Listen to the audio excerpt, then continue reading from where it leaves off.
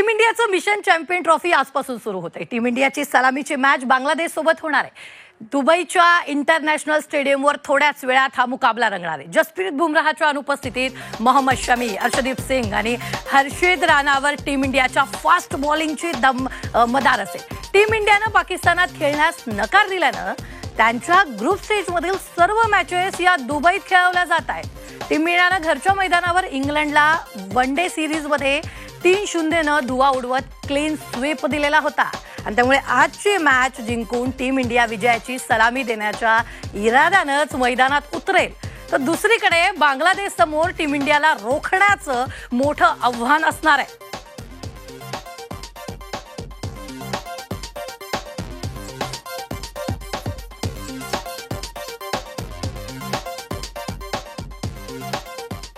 तर अमर आपल्या बरोबर जोडले जाणार आहेत काहीच वेळात आणि या सगळ्याचे अपडेट्स जे ते आपण अमरकडून घेणार आहेत। अमर, आज सलामीचा सामना असणार आहे, काय नेमकं होईल, काय वाटतंय?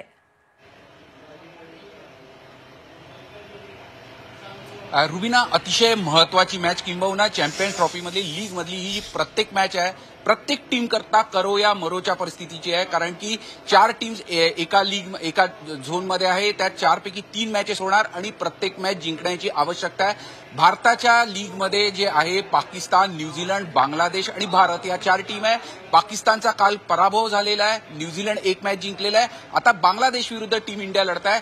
खरं तर भारतीय टीम आहे ती विजयी घोडदौड कायम ठेवत इथे पोहोचलेली आहे। तर दुसरीकडे आपण बांगलादेशचा बघायला गेला तर वेस्ट इंडिज विरुद्ध जी कट ऑफ मध्ये सुद्धा क्वालिफाय नाही होऊ शकली, अशा टीम विरुद्ध पराभूत झालेली बांगलादेशची टीम इथे पोहोचलेली आहे। त्यामुळे एक प्लस पॉईंट भारताकरता सुरुवातीलाच आहे की भारताने क्लीन स्वीप देऊन इथे पोहोचलेली भारतीय टीम, मनोधैर्य उंचावलेली टीम इथे आहे। तर दुसरीकडे बांगलादेशचं थोडं मनोधैर्य खचलेलं राहील, कारण की त्यांना त्यांच्या देशात पराभव स्वीकारायला लागलेला वेस्ट इंडिज विरुद्ध। आणि आजच्या मॅचचं वर्णन करायला गेलात, आजच्या ज्या स्टेडियमवर जी मॅच होत्या तिथे आतापर्यंत 58 मॅचेस झालेले आहे।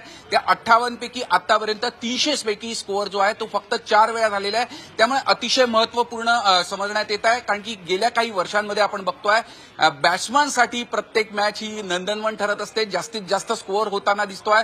आणि पाकिस्तानमध्ये ज्या सगळ्या मॅचेस होत आहेत त्या पहिलीच जी मॅच बघितली आपण न्यूझीलंड विरुद्ध, त्याच्यामध्ये सुद्धा 300 प्लस स्कोअर झालेले आहे। आजच्या मॅचमध्ये पण त्या दृष्टीने पाहण्यात येत आहे। एकीकडे भारतीय फलंदाज तर दुसरीकडे बांगलादेशचे बॉलर्स, अशी ही संपूर्ण लढत बघणार आहे। आणि त्यातही भारताचे जे टॉप 4 प्लेयर्स आहेत त्याच्या बॅटिंगकडे, फलंदाजीकडे सगळ्यांचंच लक्ष राहणार आहे। विराट कोहली क्लिक होईल का याची उत्सुकता सगळ्यांनाच लागलेली आहे। एकीकडे शुभमन काल नंबर 1 रँकिंगवर आलाय, बाबरला मागे टाकून। दुसरीकडे रोहितला पण क्लिक झालेला आहे, भारतात जी गेली सिरीज झाली त्यामध्ये। आणि तिसरी श्रेयस अय्यर, तो तडाखेबंद फॉर्मात आहे। या तिघांशिवाय विराट कोहली क्लिक झाला तर भारताला 300 सुद्धा अवघड नाही। त्यामुळे भारताची टॉप ऑर्डर कशी चालते हे अतिशय महत्वाचं ठरणार आहे। भारताकरता फक्त एक त्रासदायक म्हणजे जसप्रीत बुमराह या मॅचमध्ये नाही, संपूर्ण सिरीजमधून बाहेर आहे। त्यामुळे भारतीय स्पिनर्स कशी कामगिरी करतात, कारण की अष्टपैलू स्पिनर ही भारताची स्ट्रेंथ आहे। अक्षर पटेल असो किंवा जडेजा असो, हे 2 महत्वाचे प्लेयर्स ऑलराऊंडर, आणि त्यासोबत हार्दिक पांड्याची कशी साथ मिळते त्यांना, याच्यावर भारतीय बॉलिंग आणि त्याच्यासोबत शमीला कोण साथीला उतरेल याकडे सगळ्यांचं लक्ष आहे। तर दुसरीकडे आपण बांगलादेशला कमकुवत याच्याकरता समजायला नको, कारण की त्यांना गमवण्यासाठी काहीच नाहीये, त्यांना सगळं विजयाच्या दृष्टीनेच ते खेळतील। निश्चित अमर, असेच जोडलेले रहा, पुन्हा मी तुमच्याकडे येणारच आहे। मात्र या सगळ्यामध्ये जर आपण पाहिलं तर भारताचे सर्वच खेळाडू फॉर्म मध्ये असल्यामुळे टीम इंडिया आजचा सामना तर जिंकणार, शिवाय पाकिस्तान सोबतचा सामनाही जिंकणार आणि चॅम्पियन्स ट्रॉफी सुद्धा भारतात आणणार असा विश्वास क्रिकेट प्रेमींनी व्यक्त केलेला आहे।